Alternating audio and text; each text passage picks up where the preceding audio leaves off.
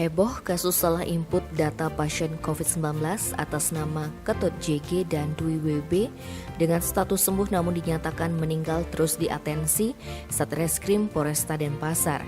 Hingga Kamis 9 September, petugas yang tak ingin disebutkan namanya mengatakan pihak kepolisian telah memeriksa berbagai pihak diantaranya dari Dinas Kesehatan Kota Denpasar dan pihak Rumah Sakit Wongaye Denpasar.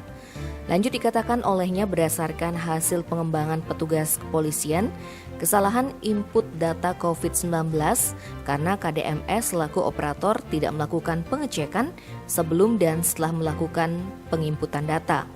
Selain itu, polisi menilai kesalahan input data tersebut terjadi karena Kepala Dinas Kesehatan Kota Denpasar dan Kasih Surveillance dan Imunisasi Dinas Kesehatan Kota Denpasar menunjuk orang yang tidak sesuai kompetensi sebagai operator Satgas COVID-19.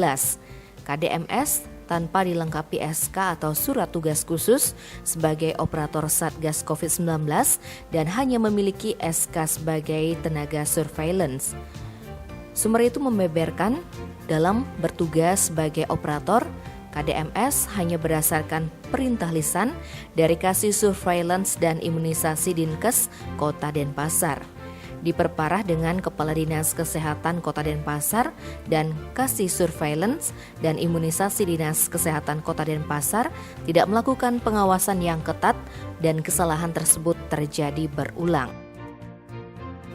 Tim Bali Express melaporkan.